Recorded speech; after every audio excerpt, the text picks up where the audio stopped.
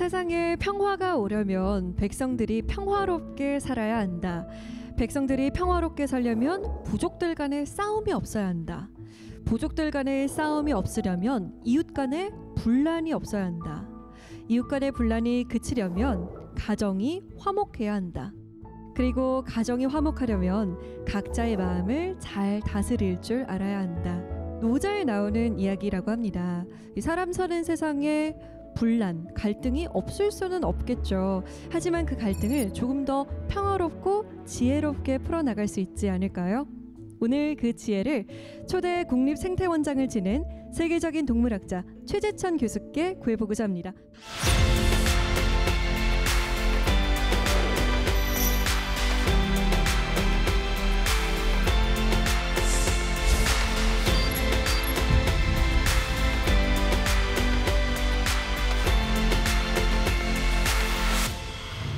안녕하세요. 네, 안녕하세요. 반갑습니다. 네, 보통은 생태에 대해서 이야기를 해주시는데 오늘은 강연 주제가 좀 다릅니다. 네, 처음 해보는 강의입니다. 뭐 생물 다양성 뭐 이런 얘기하는데 그거는 제가 연구하는 거고요. 사실은 오늘 이 주제는 그동안 제가 늘 살아왔던 제 삶의 얘기 속에서 어떤 지혜를 한번 얻어보려고요. 기대가 되는데요. 올해는 경자년입니다. 쥐의 해인데 이 쥐의 특성 중에서 저희가 갈등을 풀어나갈 때 좀 참고할 만한 게 혹시 있을까요? 그 쥐 그러면 많은 분들은 지혜, 다산, 풍요 뭐 이런 상징으로들 기억을 하시는데요. 네. 뜻밖의 쥐들도 공감한다는 연구 결과가 많이 나와 있어요. 쥐들이 공감을 해요? 예, 우리가 이제 실험에 사용하는 흰 쥐, 조그만 쥐, 네. 그 녀석들도 친구가 아파하면 같이 힘들어하고 또 친구가 굶는데 혼자 먹으라 그래도 먹는 걸 거부하기도 하고 공감이라는 건 우리 인간만 가지고 있는 게 아니라 아마도 포유동물의 최초 조상 때부터 우리가 얻은 어떤 본능인 것 같아요. 그래서 쥐에게서도 그런 걸 배우면서 저는 경자년이 공감의 해가 됐으면 좋겠다 하는 꿈을 갖고 있습니다. 네. 지금 잠깐 얘기해 주셨는데도 이 동물들의 특성에서 우리가 배울 게 굉장히 많아 보입니다. 오늘 강연 잘 부탁드립니다. 네, 고맙습니다. 고맙습니다.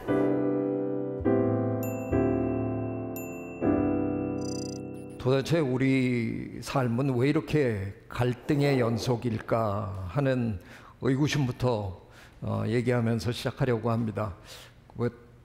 돌아다니는 그 재밌는 농담 있죠?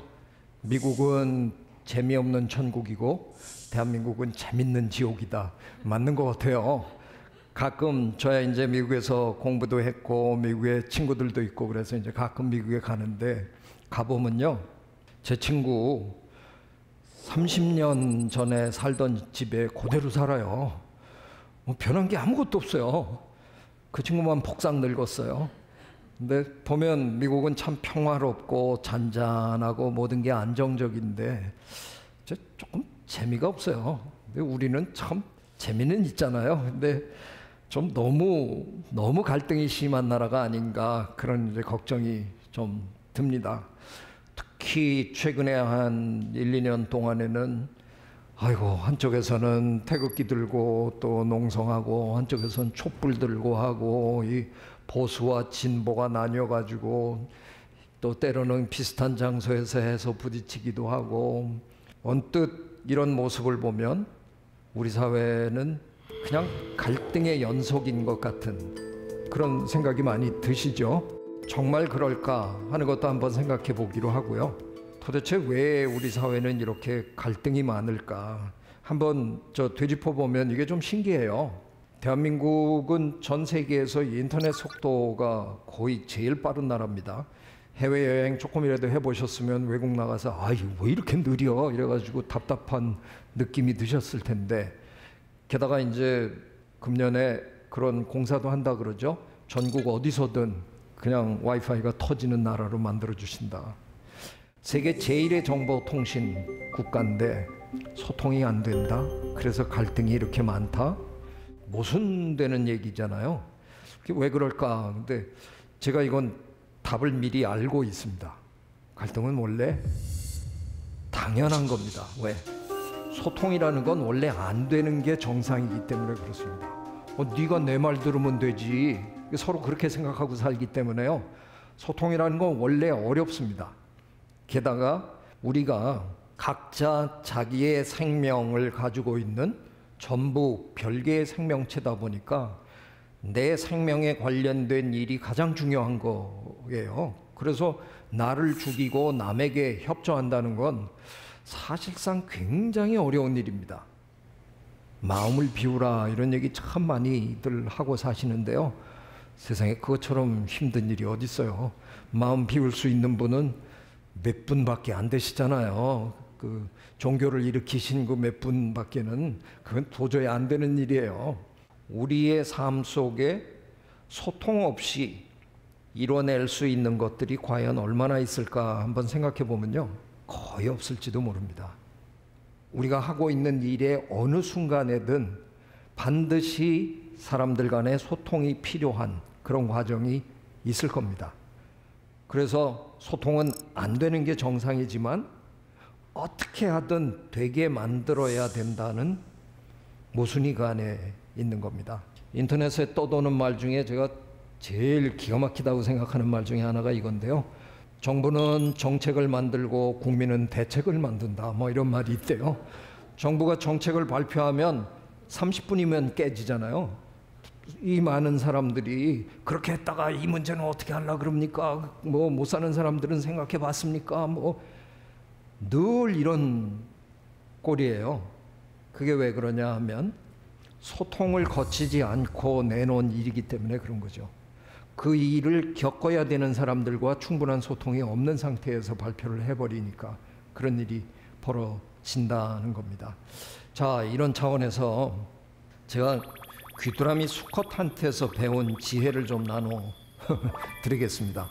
가을이 되면 저녁에 귀뚜라미 소리를 듣잖아요. 가을이 왔구나 뭐 이러면서 그 가을의 정취에 뭐 좀 젖어서 잠에 들어요. 아침에 일어났어요. 7시인데 귀뚜라미 소리가 또 나요. 야, 이 자식 밤새 울었나? 교대 근무했으라나? 뭐 아닌데 뭐 우리 집에 있는 귀뚜라미가 그놈일 텐데 무슨 교대 근무를 했겠어요. 자, 밤에 9시부터 아침 7시까지 긁어댔다. 그럼 걔가 10시간을 긁은 겁니다. 근데 제가 귀뚜라미 저 수컷이 어떻게 소리를 내는지 한번 시범을 한번 보여드리려고 그러는데요. 이 날개가 등에 있으니까 이 날개에 이렇게 젖히는 거예요. 그 다음에 이 날개를 부딪혀서 긁어야 소리가 나는 겁니다. 그래서 이렇게 해야 되는 거예요. 예. 이걸 10시간을 한다고 한번 상상을 해보십시오. 이게 어마어마한 중노동이에요. 쟤 왜 그러고 살아요?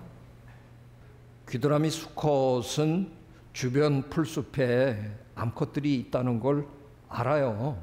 그러니까 암컷을 유인하려고 긁는 거잖아요. 아무리 긁어도 안 오세요. 이렇게 조금만 긁으면 빨리빨리 와주면 제가 조저녁에 한 1시간쯤 긁고 그냥 쟤도 자도 돼요. 근데 밤새 제가 긁어야 되는 이유는 암컷들이 안 오기 때문에 그런 겁니다. 원래 암컷은 굉장히 따지는 동물들이에요. 왜?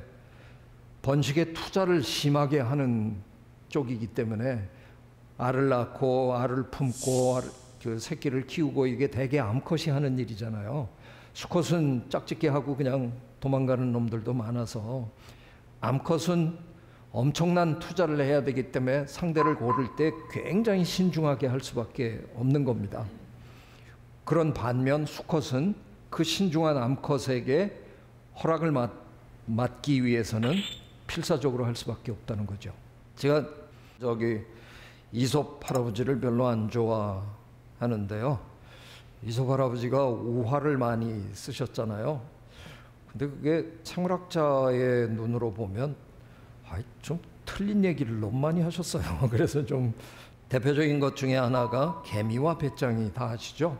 개미는 여름 내내 열심히 일했는데 배짱이는 나무 그늘에서 맨날 노래만 하다가 겨울이 됐는데 배가 고파서 개미집 문을 두들겼다. 1. 겨울까지 사는 배짱이 없어요. 그래서 거기서 벌써 틀렸고, 그래서 개미집 문 두드리는 거 그거 일단 아니고요. 배짱이가 이솝 할아버지는 놀고 먹었다고 그러는데요. 참 배짱이 입장에서 너무 섭섭한 거예요. 개미는 우리가 밖에 나와서 일하는 개미만 눈에 들어오기 때문에 야, 개미는 쉴 새 없이 일하는구나 그러지만 실제로 개미나라 전체를 놓고 보면요, 여러분이 경영학에서 배우는 이론 중에 하나, 파레토 법칙이라는 게 있습니다. 20%의 개미가 일해서 80%를 먹여 살리는 겁니다. 저 지하 굴에 들어가면 80%의 개미들이 그냥 놀아요.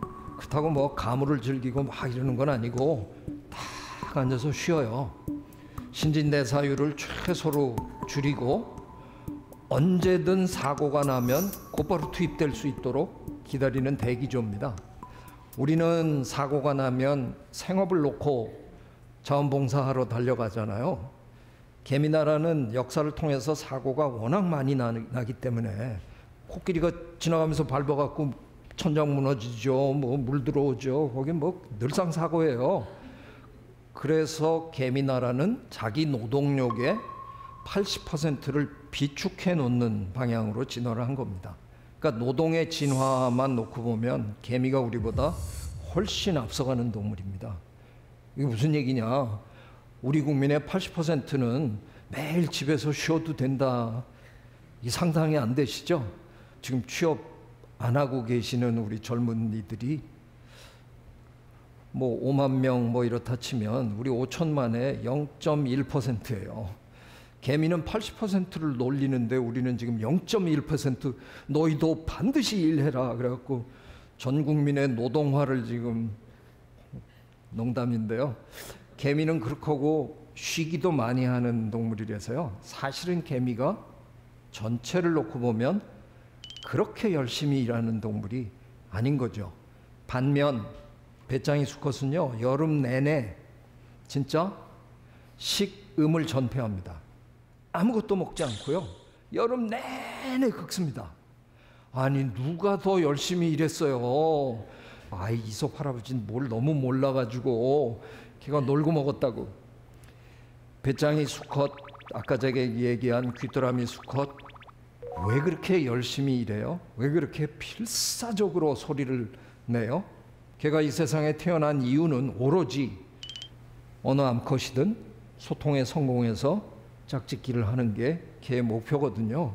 그러니까 걔는 그 목표를 이루기 위해서 밥도 안 먹고 물도 안 마시고 필사적으로 긁는 거예요. 소통은 이렇게 하는 겁니다. 그러면 혹시 여러분 한번 나는 얼마나 소통하고 사나 한번 돌이켜보고 볼 필요가 있다는 거예요. 저는 이 나이에도 제 아내한테 가끔 듣는 소리가, 당신은 나랑 이렇게 오래 살았는데도 아직도 내 마음을 모르냐. 네, 모릅니다. 우리 수컷은 암컷의 마음을 알 수가 없어요. 그냥 알려고 노력할 뿐이죠. 예, 그럼 내가 모르는 걸 어떻게 그러고 뻗ing기면 혹시 그게 저한테 도움이 되나요? 전혀 안 됩니다. 그래서 그냥 알기 위해서 노력할 따름입니다. 그 부부관계에서도 서로를 이해하려면 엄청난 노력을 해야 그게 가능하다는 겁니다. 그냥 적당히 하면 서로 이해가 되는 게 절대로 아니라는 얘기입니다. 화면에 저걸 이렇게 한번 보십시오. 저 하나하나를 따로 만약에 우리가 들여다보고 저게 뭘까를 이해한다 그러면 그까짓 거 뭐 하나하나 부분들은 뭔지 우리가 어느 정도 파악한다고 칩시다. 하지만 이 전체가 뭔지는 따로따로 들여다봐 갖고는 전혀 모르는 거거든요. 저 전체는 끼워 맞춰 보면 자전거입니다. 그러니까 우리는 어느덧 굉장히 조각조각 나눠져 있는 사회에서 살고 있습니다. 각자 자기가 하는 일이라는 게 다 따로 있어요. 근데 사회가 굴러가려면 이것들이 한데 모여야 되잖아요. 근데 개인으로는 그 모여 있는 전체를 보는 기회가 별로 없는 겁니다. 자전거를 볼 기회가 우리가 너무 없다는 겁니다. 그래서 베르너 하이젠베르크라는 분은 부분과 전체라는 책을 쓰셨죠.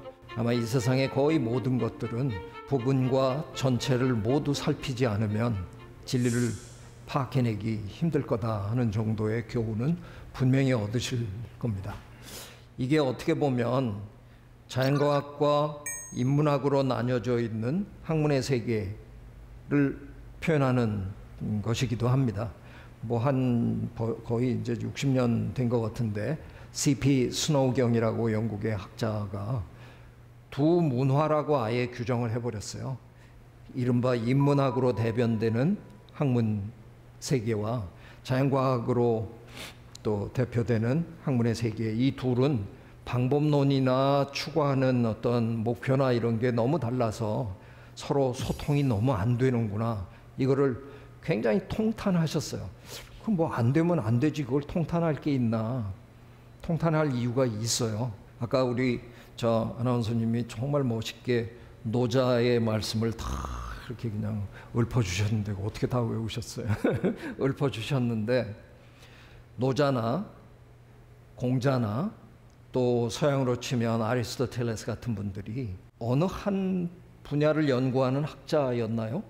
노자는 사실은 물리학자였고, 뭐 아리스토텔레스는 생물학자였고, 공자님은 가만히 보니까 뭐 중국 문학 하신 분인가 뭐 이런 게 아니잖아요. 그냥 할 수 있는 모든 거를 다 하셨고 평생 이것저것 관찰하다가 그야말로 말년에 삶은 이런 것이다, 아까 노자님 말씀처럼 쭉 결론 내려주시고 그렇게 사셨어요. 근데 이게 르네상스를 거치면서 학문이 쪼개지기 시작한 거죠. 그래서 지금은 우리가 너무 지나치게 쪼개놨어요. 가끔은 보면 한 세 교수님이 들여다보는 식물은 똑같은 식물을 연구하세요. 근데 다른 연구를 하시느라고 세 분이 서로 대화도 안 나누세요. 이게 너무 아쉽다는 거예요. 한 분야 내에서도 소통이 안 되고 자연과학과 인문학이 너무 문화의 장벽까지 쳐놓고 소통을 못한다. 이걸 너무 아쉽게 생각하신 거죠. 그래서 사실은 이제 나온 개념이 통섭입니다. 많은 학자들이 이렇게 분과 학문을 가지고는 이제 제대로 된 발전하기가 어렵다. 그래서 학문 간에도 소통이 필요하다는 얘기를 할 무렵인데 제 지도 교수님이었던 윌슨 교수님이 그래서 컨실리언스라는 책을 쓰고 거기서 학문의 넘나듦을 이제 주장하신 겁니다. 근데 이 컨실리언스라는 말은 영어 사전에도 없는 말입니다. 19세기 영국의 자연철학자 윌리엄 휴월이라는 양반이 만들어서 쓰다가 인기가 없었는지 죽어버려 가지고요. 그래서 사전에서도 탈락했어요. 그런 죽은 단어를 학문 간의 넘나듦 이런 걸 표현하기 위해서 일부러 발굴해서 쓰신 겁니다. 대학자가 그런 일 한 거는 참 대단하긴 한데 그럴 수 있겠다 싶은데요. 같은 해에 캘리포니아에는 그 와인이 같은 이름으로 출시가 됐어요. 아니 술 장사들이 이렇게 유식해도 되는 겁니까? 컨실리언스라는 단어를 하버드 대학의 교수님은 영어 사전에도 없는 단어를 발굴해서 이렇게 쓰셨는데 그거까지도 대단한데 아니 이게 술 파는 양반들이 갑자기 어디서 영어 사전에도 없는 저런 단어를 와인 이름으로 고른다는 게 이게 말이 됩니까? 그리고 거기다 설명을 이만큼 써놨는데요. 컨실리언스는 19세기 영국의 자연철학자 윌리엄 휴월이 만든 단어인데 넘나듦을 표현하는 거고 와인이 뭐냐 우주와 인성의 교감으로 태어나는 맛의 향연인데 그 이름으로 컨실리언스만 듣다가 그냥 술 팔어 뭐 이렇게 유식해. 그것도 참 대단했고요.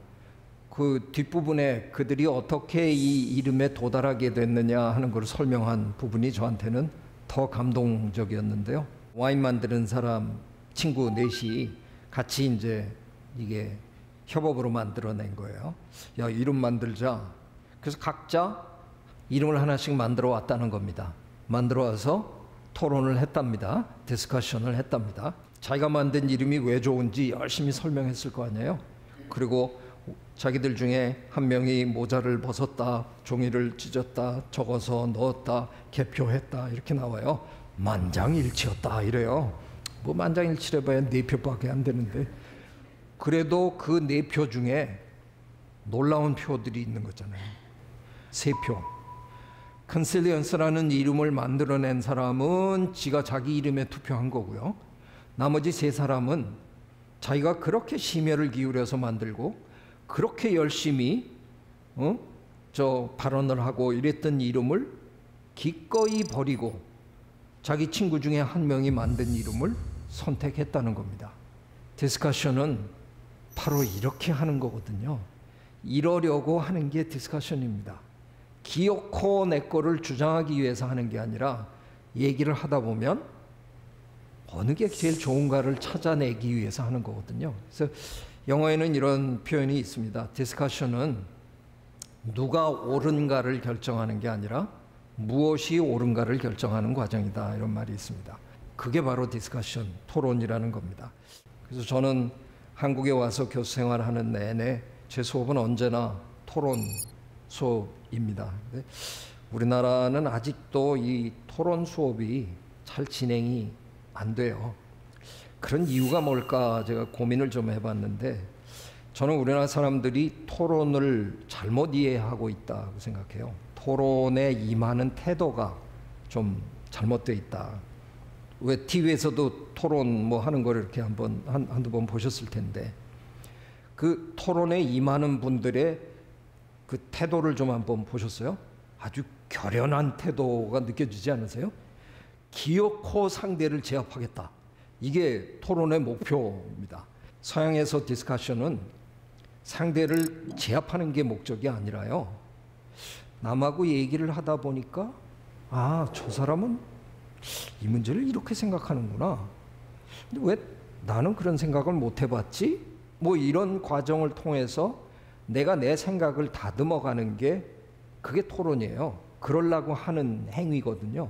근데 우리나라 사람들은 토론장에 들어가서 기어코 상대를 제압해야 되니까 상대의 말꼬리를 잡아야 되고, 그리고 조금 안 되면 목소리 높여가지고 소리 질러야 되고 욕해야 되고 뭐 이런 걸 하느라고 1시간을 토론하고 나도 배운 게 요만큼도 없는 겁니다. 계속해서 내 생각만 그냥 끊임없이 하는 거고요. 어떻게 하면 저놈을 궁지에 몰아넣나 뭐 이것만 계속 생각하는 거니까요. 사실은 이 이유는 저희는 학교 다닐 때 토론이라는 걸 배워보지 못했어요. 그죠? 중고등학교 다니시면서 토론하는 방법 이런 거에 대해서 배운 적이 있나요? 서양에, 적어도 제가 미국에서 15년을 살았는데요. 미국의 초중등 고등학교의 교육 거의 다 토론으로 합니다. 거기다 이제 대학에 와서도 토론을 하고 이러니까 그 사람들은 토론이 몸에 배 있는 거죠. 근데 우리는 그런 훈련이 너무 안 돼 있는 나라예요. 몇몇 학자들이 토론 하니까 논쟁, 영어로 디베이트는 우리가 논쟁이라고 번역하잖아요.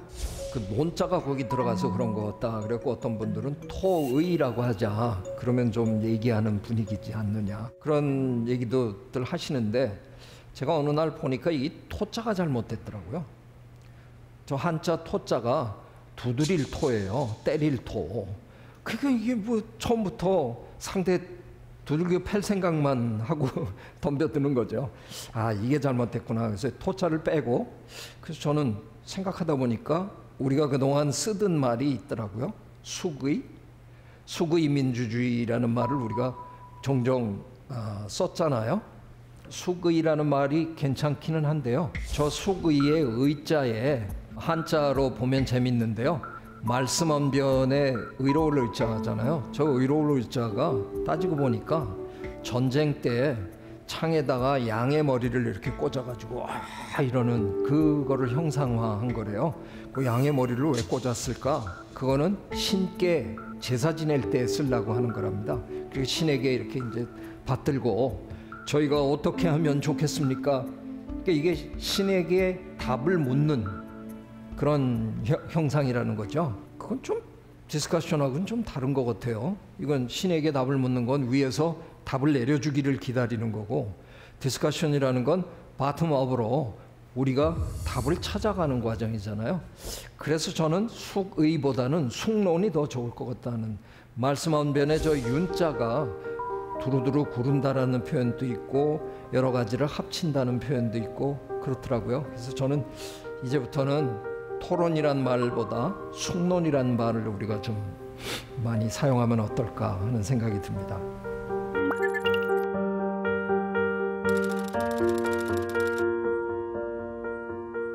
(1990년) 남아공이라는 나라는 엄청난 대혼란 속으로 빠져드는 무렵이었답니다. 왜냐하면 아시는 바와 같이 넬슨 만델라가 감옥에서 이제 나오는 때랍니다. 그러니까 전 국민이 이제 넬슨 만델라가 감옥에서 나오는 때를 하루하루 기다리고 있는 거죠. 통치를 하고 있는 백인들은 야, 만델라가 나오면 이제 폭동이 일어날 텐데 과연 우리가 안전할까 이런 걸 걱정하고 있고, 흑인들은 흑인들대로 드디어 우리의 영도자가 나온다, 우린 뭔가를 해야 된다, 이래서 이 사회가 엄청나게 혼란스러운 모습이었답니다. 근데 참 놀랍게도 그 혼란 속에서 이른바 지도자급이라고 생각되는 사람들이 몽클레어 컨퍼런스라는 곳에 모였답니다. 한 20명 정도가 모여가지고 이대로는 안 되니까 우리가 이 나라를 어떻게 구할 것인가를 한번 논의해보자라고 해서 그분들이 토론 또는 숙론을 시작한 겁니다. 자타칭 지도자라고 생각하는 사람들이 모인 거죠. 근데 참 대단한 거는 이분들이 특별한 그 규칙을 정확하게 잘 따르기로 했다는 겁니다. 절대로 남을 비방하면 안 된다라는 규칙이 있는 거고요. 우리나라 토론장에서 흔히 보는, 아니 저 사람들은 말이에요, 그냥 뭐 저 국민은 생각도 안 하고 저 따위로 하다가는 나라 망합니다, 뭐 서로 그 꼬투리 잡아가지고 그렇게 하면 이런 일이 벌어진다, 사실은 벌어지지도 않았는데 벌어질 것이다라고 하면서 절대로 저런 건 하면 안 됩니다, 뭐 이런 식으로 얘기를 하는데, 그거는 그 숙론 과정에서 금지를 시켰고요. 서로 자기가 할 수 있는 얘기만 하기로 합니다. 여러분이 이렇게 하신다면 어쩌면 우리나라가 이렇게 변해갈 거고 이런 세상이 열릴 것 같습니다.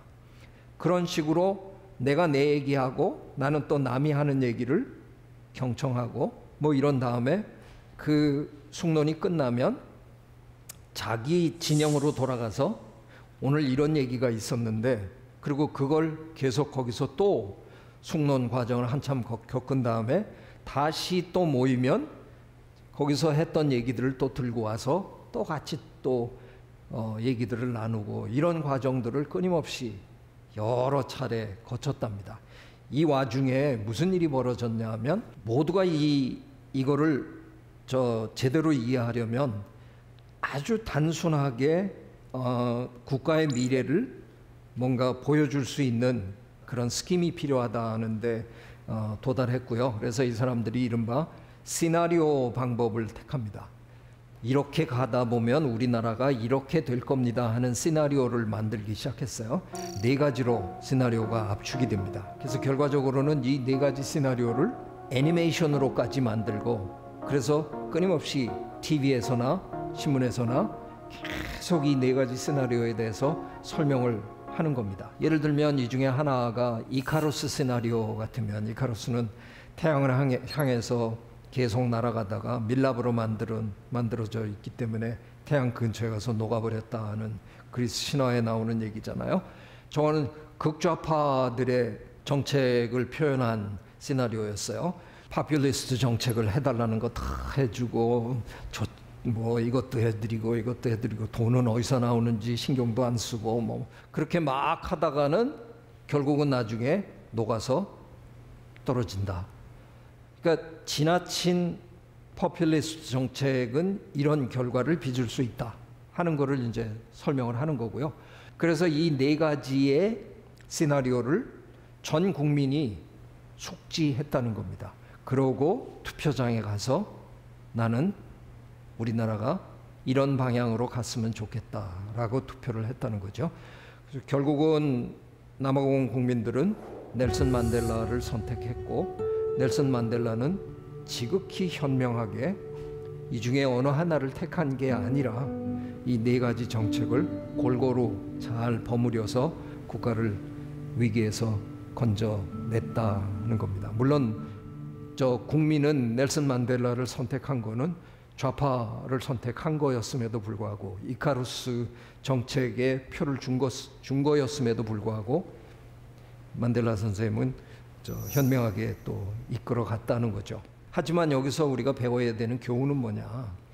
그냥 잘못된 어떤 정보에 의해서, 그리고 그냥 사람만 보고 정당만 보고 그냥 막 찍는 게 아니라 전 국민이 정확하게 국가의 미래에 대해서 충분히 얘기하고 충분히 생각해보고 선택을 했다는 게 굉장히 중요한 겁니다.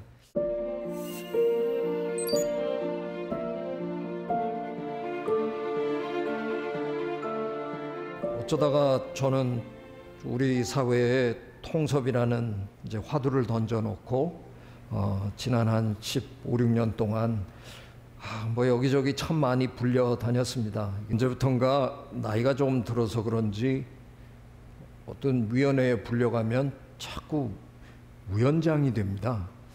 제가 조금 늦게 들어가서 이렇게 앉아 있으면 사람들이 자꾸 제 얼굴을 쳐다봐요. 그래서 저 뭐 묻었어요? 아니요. 회의 진행하시죠? 왜 제가 합니까? 위원장으로 호선되셨습니다. 왜 그걸 왜 제가 해요? 예, 나이 순으로 하기로 했습니다. 연장자십니다. 참 이상해졌는데, 그래서 저 최근에는 뭐 별명이 제가 위원장 동지가 돼버렸는데, 2013년에 제가 그때 또 위원회 위원장을 했는데요. 서울대공원의 수족관에 잘못 불법으로 붙들려 와서 돌고래 쇼를 하던 제돌이라는 돌고래를 바다로 돌려보내자 해서 제돌이 야생 방류 시민위원회라는 게 결성이 됐는데, 제가 또 어쩌다가 위원장이 돼가지고 일을 했는데, 저 아까 말씀드린 대로 위원장 몇 번 해봤는데요. 위원장 하다 이렇게 힘든 위원회는 전 처음 해봤어요. 아니, 그냥 모든 이해관계에 있는 사람들이 위원회에 다 들어와 버렸어요. 저 위원회는 제가 제일 많이 한 게, 위원장도 말 한마디 합시다. 어찌나 싸워대는지요. 그냥 뭐라고 이쪽에서 한마디만 하면 어떻게 그런 지금 시대에 그런 얘기를 할 수 있느냐, 그냥 어마어마하게 싸웠어요. 그래서 제가 그냥 툭 하면 땅땅땅땅 해서 이제 떠들지 못하게 하고, 이대로는 안 되겠다 싶어서 제가 한 가지만 룰을 정했어요. 싸워라. 싸우는데 딱 한 가지만 알고 싸우자. 자기 단체의 이득을 위해서라든가 자기의 어떤 명분을 위해서라든가 이렇게 하지 말고, 딱 하나, 저 불쌍한 아이를, 저 돌고래를 어떻게 하면 하루빨리 안전하게 바다로 돌려보낼 것인가, 이 목표 하나만 두고 얘기하시라. 싸워라. 그 목표에 어긋나는 발언을 하시는 분은 위원장 권한으로 가차없이 중단시키겠다. 그래서 제가 몇 번 중단시키고 이러면서 했어요. 참 무지막지하게 싸우고 했는데요. 정말 놀라운 일은요, 저 풀어주는 날 그렇게 평온할 수가 없어요. 제주도의 김영항에 우리가 다 모여 앉아가지고 또 위원장 한 말씀 하시라고, 그래서 제가 마이크 잡고 이제 곧 풀어줍니다 이런 얘기 하는데, 거기 앉아 있는 모든 분들의 표정이 그렇게 밝고 좋을 수가 없어요. 생각해 보니까 그럴 수밖에 없더라고요. 다 싸웠거든요. 할 말 다 했거든요. 속에 있는 말 다 했거든요. 앙금이 요만큼도 안 남았어요. 그러니까 이제는 얘 잘 풀어주자 이거밖에 남은 게 없어요. 드디어 제돌이가 고향으로 돌아가는 날. 먼 길을 떠날 제돌이를 걱정하는 사육사들은 자리를 떠나지 못합니다. 지게차로 작은 수조에 옮겨진 제돌이. 활어를 먹으며 먼저 와 있던 춘삼이 3파리와 고향 바다를 힘차게 가릅니다. 단순히 돌고래 한 마리가 바다로 돌아간다 그런 정도의 의미가 아니고 이제부터는 대한민국도 자연을 적극적으로 보호하고 살피는 그런 나라가 됩니다. 그때 제가 뭘 배웠냐? 새로운 시대의 새로운 가버넌스는 이렇게 하는 거구나 하는 걸 배웠어요. 자꾸 전문가들이 합시고 몇 사람이 모여 앉아서 국민은 이렇게 해주면 좋아할 거야. 그리고 자기네들끼리 뭘 만들어서 발표를 해요. 그러면 현지인들은 우리는 반대입니다 이러고 그분들이 뭐 농성하고 뭐하고 시민단체 사람들은 또 거기 쳐들어와 가지고 단식 투쟁하고 뭐 거의 그런 과정을 안 겪고 하는 일이 거의 없을 정도로 우린 끊임없이 그 일을 반복합니다. 그 정말 지독한 갈등을 계속 반복하는데요. 방법이 있더라고요. 그 사람들이 다 들어와서 싸우면서 하면 돼요.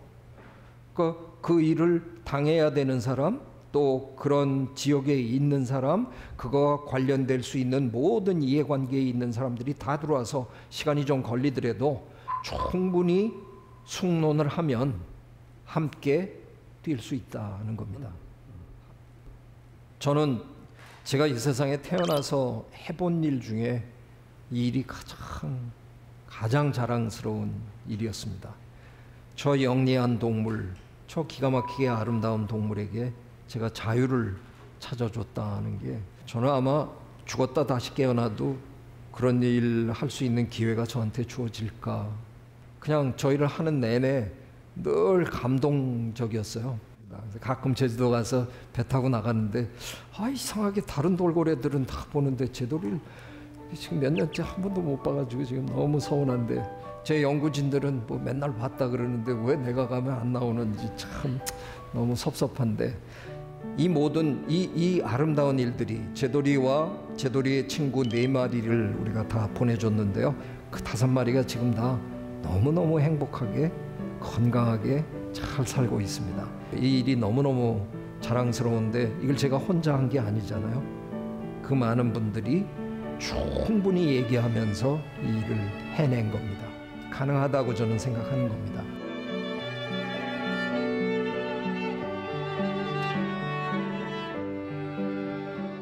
제가 미국에 있을 때 하버드 대학에는 Society of Fellows라는 저는 뭐 우리말로 명예교우회 이렇게 붙이면 어떨까.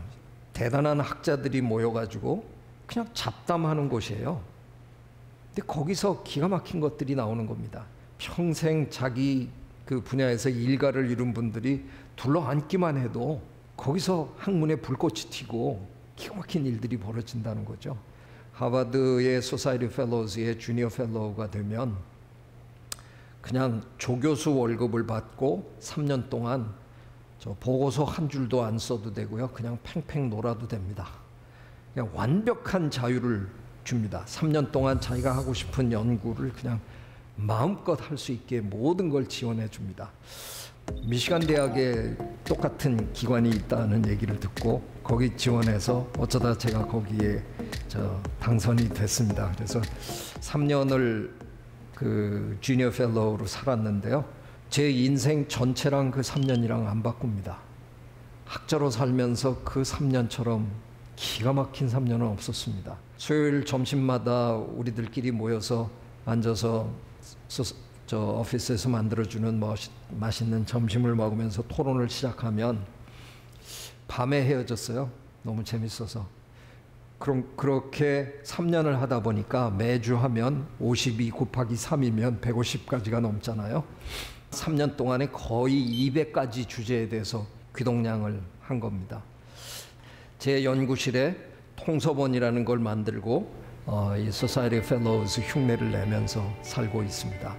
굉장히 다른 분야에 있는 교수들이 많이 모여 앉아서 또 학생들이랑 같이 여러 가지 토론을 하고 삽니다. 그동안 우리가 못해본, 배우지 못해서 못했던 숙론 민주제, 이제 우리도 할 수 있지 않을까 이런 생각해 봅니다. 비록 학창 시절엔 못 배웠지만 우리나라 사람들만큼 배움의 속도가 빠른 분들이면 충분히 저는 이걸 해내리라고 저는 기대하고 있습니다. 제가 이런 기대를 하는 그 근거가 하나 있습니다. 우리나라 사람들은요, 머리에서 이해만 되면 전광석화처럼 움직입니다. 한 10여 년 전에 전국이 무덤으로 뒤덮인다고 해서 언론에서 엄청나게 떠들어댄 적이 있어요. 무덤 이렇게 많이 만들다 보면 큰일 난다. 전문가들은 이건 안 변할 거라고 예언했습니다. 왜냐하면 이건 장묘 문화니까, 우리 전통 문화니까 안 변할 거다. 지금 화장장이 부족한 나라가 돼버렸잖아요. 불과 10여 년 만에 대한민국 사람들의 이런 문화를 바라보는 각도가 완벽하게 변했다는 겁니다. 우리는 머리에서 이해가 끝나면 그대로 실행에 옮깁니다.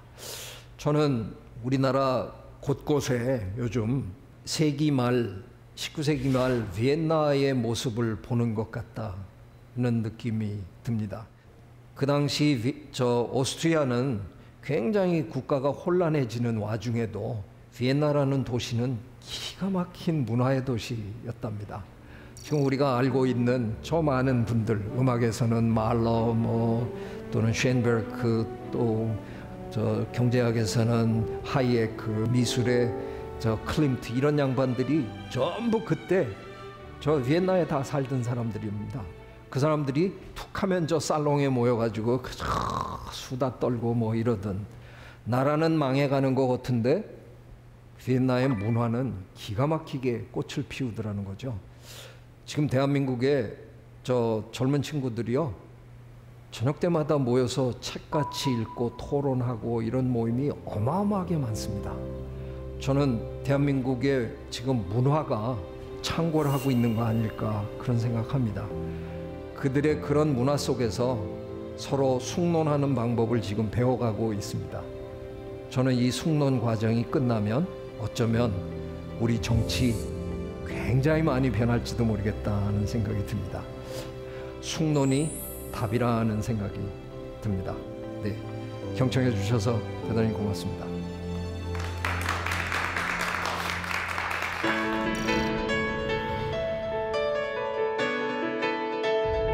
네, 강연 정말 재밌게 잘 들었습니다. 고맙습니다. 질문을 몇 가지 드려볼까 합니다. 질문을 먼저 받을게요. 강연 너무 재밌게 잘 들었고요. 네, 아까 제돌이 이렇게 돌려보내주신 그것도 너무 인상 깊게 잘 봤습니다. 그래서 최근 반려견하고 반려묘가 많이 늘어나고 있는데 그 동물권에서 갈등도 그래서 더 커져가고 있는 것 같은데 이에 대한 해법이 혹시 있으실지 질문 드리고 싶습니다. 네, 우리 반려동물 천만 시대 이렇게 얘기하잖아요. 그럼에도 불구하고 한편에서는 또 이상한 동물 축제가 또 너무 많고, 우리가 이 반려동물과 함께 사는 삶에 대한 배움이 끝나지 않은 배움 과정에 지금 있는 것 같아요. 저는 한마디만 보태드리려고 합니다. 반려동물이 아니고요, 반려인간이거든요. 그동안 우리가 개들을 늑대 중에서 몇 마리 잡아다가 우리가 길들였다고 생각했어요. 근데 최근에 저희 분야에서 지금 힘을 얻고 있는 가설은 그들이 찾아왔다라는 가설입니다. 늑대들 중에서 특별히 부침성이 좀 많고 뭔가 호기심도 많고 이런 늑대들이 우리한테 가만히 보니까 저놈들도 되게 재밌게 사는 것 같은데, 그래서 먼저 와서 기웃거리다가 우리가 함께 살게 됐다는 거죠. 차원이 다른 얘기입니다. 먼저 찾아와 주신, 그러면 이분들은 손님들이잖아요. 그래서 반려견이라고 부르는 것보다 우리가 반려인이라고 부르는 게 맞는 거예요. 그러면 이제는 그들과 우리의 관계를 좀 재정립해야 될 게 아닌가. 자, 다음 질문도 한번 받아보겠습니다. 교수님께서는 이제 흰쥐나 뭐 개미나 귀뚜라미 같은 작은 동물에 대해서 연구를 해오셨다고 들었는데요. 그런 개미와 같은 작은 곤충이나 동물들이 갈등을 해결하는 방법에는 어떤 것이 있나요? 네, 아이고 그건 뭐 한 3시간쯤 시간 있나요? 제가 강의를 또 뭐 여러 가지 다양한 그 방법들이 있는데요. 제가 그동안 평생 동물을 관찰하면서 느끼는 건 우리만큼 갈등을 극대화시킨 다음에 그걸 해결하려고 하기보다는 갈등을 만들지 않는 방향으로 미리미리 이렇게 조정을 많이 해요. 그러니까 조금 속된 표현으로 하면 그 원숭이들 사회에서 이렇게 관찰해 보면 그 으뜸 수컷이 되면은 이제 그 으뜸 수컷이 암컷들을 다 거느리고 짝짓기도 하고 막 이래야 되는데 거기서 괜히 뭐 3위 정도밖에 안 되는데 괜히 어떤 암컷을 건드렸다간 엄청난 분란이 일어나거든요. 그러면 눈치를 봐야 돼요. 살살 눈치를 보면서 기회가 왔을 때 하는 거예요. 우리 사회에서는 눈치라는 말을 별로 좋아 안 하잖아요. 그렇죠. 남의 눈치 보지 말고 살아. 저는 그 말이 제일 이상한 말처럼 들려요. 사회를 구성하고 사는데 남의 눈치를 안 보는 사람은 그 아주 반사회적인 사람이에요. 서로 눈치 좀 보고 살아야 돼요. 그래서 남에게 폐를 안 끼치는 방향으로 내가 내 스스로 미리 내 행동을 좀 다듬어가면 이렇게까지 갈등이 안 일어나는데 너무 지나치게 눈치 안 보고 자기 주장대로 자기 의지대로 살아가는 사람들을 우리가 좀 지나치게 미화하고 있는 거 아닌가, 저는 그런 생각 많이 해요. 그래서 우리 사회가 눈치 조금 더 보고 사는 사회가 되면 좋겠어요. 그 얘기는 제가 전부 비굴하게 살라는 이러고 살라는 뜻은 아니고요. 남의 입장에서 문제를 좀 바라보면서 우리 한자말로 역지사지라 그러잖아요. 조금 역지사지하면서 미리 내가 내 행동을 조신하게 하면 이렇게까지 심한 갈등을 만들어내기조차 않지 않을까, 그런 생각도 좀 합니다. 우리 인간에게는 언어라는 기가 막힌 능력이 있고 또 누구보다도 훌륭한 머리를 갖고 있으니까 마주 앉아서 함께 얘기하고 함께 깊이 생각하고 그러면서 문제를 해결해 나가면 저는 뭐 못할 게 없으리라는 생각합니다. 그래서 숙론이 답이다라는 말씀드리겠습니다. 네, 듣다 보니까 제 마음속에 막 희망이 넘쳐 흐르게 됩니다. 오늘 강연 정말 잘 들었습니다. 고맙습니다. 고맙습니다.